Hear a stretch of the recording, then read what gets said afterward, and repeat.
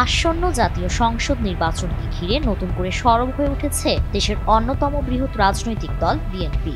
দলটি ইতোমধ্যে প্রার্থী বাছাইয়ের কার্যক্রম শুরু করেছে এবং প্রতিটি আসনে একাধিক প্রার্থী নির্ধারণের উদ্যোগ নিয়েছে। বিএনপির স্থায়ী কমিটির সদস্য সালাউদ্দিন আহমদ জানিয়েছেন, সারা দেশে আসন ভিত্তিকভাবে একাধিক যোগ্য প্রার্থীর সঙ্গে তারা আলোচনা সম্পন্ন করেছেন।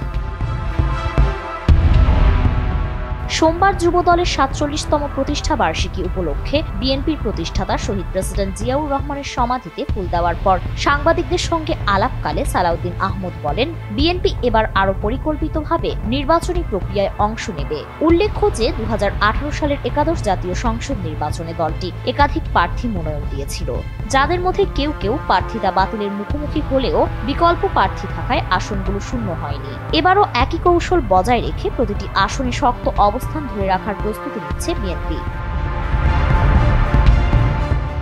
আগামী ফেব্রুয়ারিতে অনুষ্ঠিতব্য ত্রয়োদশ জাতীয় সংসদ নির্বাচনে ২ শতাধিক আসনে বিএনপির প্রার্থীর তালিকা প্রায় চূড়ান্ত পর্যায়ে রয়েছে বলে জানা গেছে।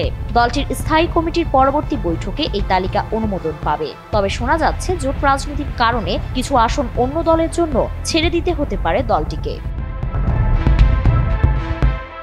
সালাউদ্দিন আহমদ বলেন, দলের অভ্যন্তরে এবং দেশের রাজনৈতিক পরিসরে ঐক্য বজায় রাখার উপরই এখন গুরুত্ব দিচ্ছে বিএনপি। তিনি বলেন, আমরা একটি পরিষ্কার বার্তা দিতে চাই, আমাদের দলের মধ্যে ঐক্য থাকতে হবে, জাতির ভেতরে ঐক্য থাকতে হবে। এই ঐক্যই হবে আমাদের সবচেয়ে বড় শক্তি। কেউ যেন বিভেদের পথে না যায়, আমরা সেই আহ্বান জানাচ্ছি। এ সময় তিনি আরও জানান, বিএনপি যুগপৎ আন্দোলনে থাকা দলগুলোর সঙ্গে বৃহত্তর রাজনৈতিক জোট গঠনের পরিকল্পনা করছে। আন্দোলনের ধারাবাহিকতা বজায় রেখে ফ্যাসিবাদ বিরোধী সব শক্তিকে একত্রিত করাই এখন তাদের মূল লক্ষ্য।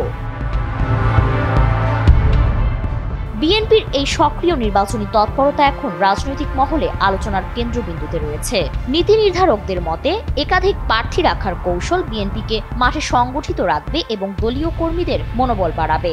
একই সঙ্গে এতে প্রতিদ্বন্দ্বিতার পরিসরও প্রসারিত হবে, যা আগামী নির্বাচনে দলটির জন্য কৌশলগত সুবিধা এনে দিতে পারে।